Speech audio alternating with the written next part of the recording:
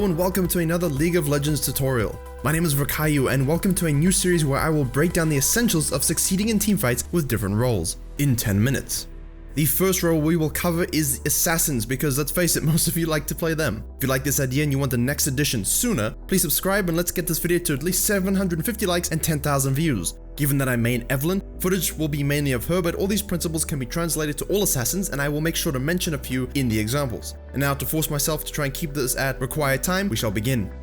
Teamfights can win or lose your games. They can lead you to mounting a comeback after leaving a touch of health on the nexus, or they can simply break open a tight game within 1 second. Assassins love these moments and can change the outcome of a game with one rotation of spells. However, the most common theme among all assassins is, simply put, to actually avoid a 5v5 by taking out at least one, ideally two or more key members prior to any fight, punishing bad positioning. This simply means that your team will have the numbers advantage while your abilities come back off cooldown, and then you can win the easier teamfight before focusing on objectives and not going back to farm your own jungle. Avoiding teamfights or baiting teams into favorable positions can also be done simply by using spells to effectively zone them away from you, especially if you're fed, have some form of invisibility or camouflage, or like Evelynn, have some CC. In Evelynn's case, you can spam your W on targets to force them to back away from the action, and this can open up the map from you after you've made a pick, as with this example where, after I took out the Inami, I can push the remaining 3 enemies back towards their own base before rotating and collapsing on the enemy Aatrox who happens to be in the bottom side of the map. Or with this example in the late game against the enemy team who is far ahead, I can use the threat of my invisibility and burst damage to simply force her out of the base. She doesn't want to be caught up in a W. That could lead to a counter push and a counter team fight that lets us get back into the game. Champions such as Rengar can use their ultimate to sort of poke the area, forcing teams to back up. Kha'Zix can use his W in a threat of an ultimate jump, and Zed can threaten using his W at any moment, switching positions and ulting a priority target, that aggressive body language. Naturally, this isn't always the case, and in close games we will have to use our positioning and spells in fast rotation while thinking about being able to maneuver around 9 other enemy champions. First and foremost, I must caution you to pay attention to CC spells and key ultimates like on Malzahar. 1 second you're flashing in, the next he presses R and wins a championship. Don't be like SKT. Be wary of enemy locations if you're trying to flank, as focusing too hard on the poor soul you wish to torment could lead to you being chase CC'd and annihilated. The most important thing about it, an assassin is getting off your damage, and when you are fed, your life is much easier and a teamfight can be a lot more forgiving to you, as you're most likely to get multi-kills, provided you use the correct positioning and don't waste your ultimate and other spells. You will have to consider now how you plan to enter the fight, and if you can, plan to leave. Champions like Zed, Evelynn, Kha'Zix can all enter into fights while getting out using their shadows, ults, and jumps respectively. Some like Rengar will have to very precisely pick their moment to leap in and ensure that they're able to spam buttons fast enough to use empowered W's to break free or simply, pen to the enemy. Before we look at some fed examples, let's see how we can completely turn a game around by using a patient and intelligent assassin flank, a quintessential assassin teamfight if you will. In this case, we've lost an inhib, our nexus towers, and the enemy team had just finished using their Baron. I'm hovering far on the right side as a good assassin will want to dive back lines, kill a carry, maximize damage output, and get out of the fight if the gods will it.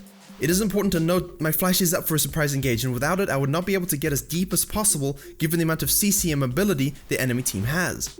The first major cooldown that's burned is Leona using the scanner to try and reveal me in case I am close. If you are Rengar, Kha'Zix, Shaco, use your spacing to ensure the best positioning when you are using your camouflage. After that, Leona decides to impatiently engage as they feel they have the supreme upper hand in a 5v5, which they do, but they fail to account for the assassin backline dive. Leona stuns my Jax, and as soon as I see the enemy start to clump and advance in order to follow her, I charge up my W onto their huge ADC Caitlyn. Jax does a great turn, which means Leona misses her follow-up spells and ends up on the Rakan on the back line. I now have the spacing and no CC from the support to dive the backline with my flash. Gragas is trying his best to peel the Jax off of the Orianna, and that opens the door even more. As my W is fully charged, a Q would mean death for Caitlyn, and given that I am now in vision of Yasuo, he uses his wind wall to try and block my Q projectile. As I mentioned, I have flash to get over him, and thanks to the Orianna already using a flash to escape the Rakan ult, I hit my charm on Caitlyn, use my E, 2 Qs, and I ult out just as Orianna was using her ultimate. The key here is understanding the enemy spells and how much damage you can put out even when you are a bit behind. If I had been greedy to try and use my last Q before ulting out, trying to space out my damage a bit more, Orianna's ult would have hit me and Yasuo in turn would have ulted to kill me. Because I managed to take out 2 of their carries, the rest of my team could deal with the separated Leona, and then we could clean up and push to take an inhib. We ended up winning this game simply from this team fight. Getting off as much damage as possible in a fraction of time while getting out is key on assassins. However, if you're the suicidal Rengar and you're able to get a triple kill from your initial burst and you die, that's also worth it. So it's just a circumstantial case. However, if your champion has mobility, keep that in mind. Let's look at a direct example of when you're ahead personally, but the game is still equal or in favor of the enemy. The main thing here is that you are the fed assassin. The key is not to be the one charging in the front, but to have someone on your team bait out an initial burst of spells, ultimates, and CC so that you don't get caught within them, forcing the enemy to focus on something that isn't you. This will allow you to surprise them and take out a key target, which must be your goal, especially if the rest of your team is behind the enemy. If the team has powerful enough spells that can turn the tides in a fight, such as a Shen ultimate, it's imperative that you deal with them as fast as possible.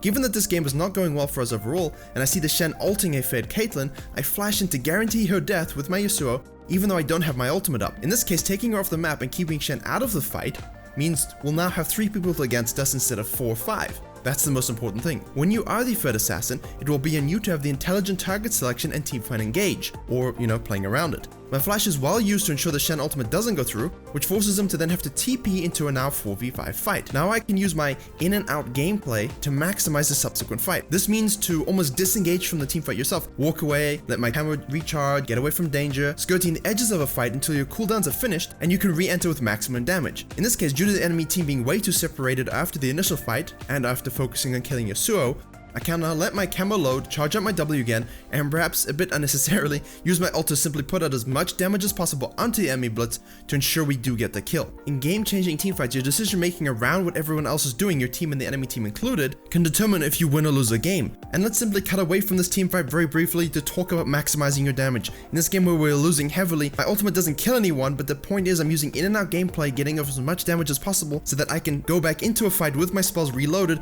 to secure a kill on the Teemo, and then my Jax and other teammates can help clean up the rest of the enemy. This gives us time to farm super minions, go back in our jungle, get some vision control, maybe clean up any open camps, and of course it also burns the enemy's spells that we can exploit in the next teamfight. Very important if you are losing a game. Moving back to our previous teamfight against the Shen and the Caitlyn, of course we've killed everyone and now it's a case of chasing down the enemies and punishing their greed. TF wants to salvage something from the fight, he flashes to try and yellow card me, I've kept my distance, Graves gets greedy, and we take him out as well.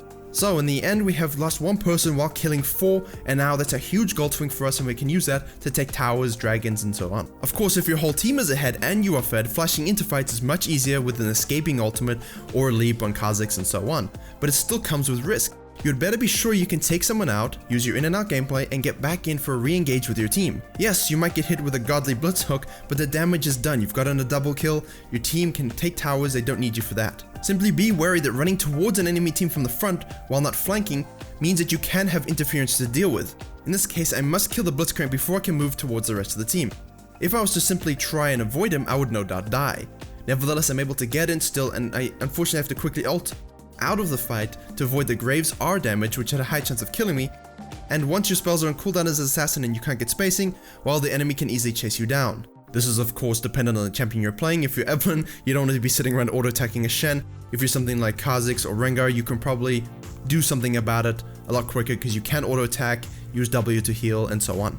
And to close out with a few final notes, never fear the suction effect. Term I coined in my Shadow Assassin Kayn video, but if you're going to dive deep into the enemy team with all their CC, sometimes even if not ideal, as long as you can try get off as much damage as possible, the fact that the entire enemy team is focused on you means your team can clean up with the enemy team having their CC and ultimates on cooldown after wasting everything trying to take out the fed assassin. Just remember that it's much better to do that when your team is ahead as a whole and you're forcing to try and close than if you're very far behind. If you're very far behind, you need to be much more smart about how you engage, because you want to make sure that as an assassin you're trying to flank from the sides and give your team a numbers advantage by punishing enemy team overcommitment or simply to maximize your kill potential. And when you are behind, timing your ultimates to secure kills is of the most importance, and when you're ahead, a smart flank can let you close the game by taking out an ADC or anything that can stop you from taking towers. You will see a brief summary of all the ideas you should keep in mind on the bottom left of your screen now and throughout this video, and hopefully this contained enough pointers and examples to steer you in the right direction. So as a lot of Kha'Zix mains have proclaimed that they are very fed but keep losing, what do? Work on improving your approach to flanking, watch important CC cooldowns, be patient for your team to engage or get engaged on, and just take out members before fights. You'll be well on your way to earning more victories. Thank you very much for watching. Please sub, like, comment, and share if you enjoyed this quick dive into team fighting.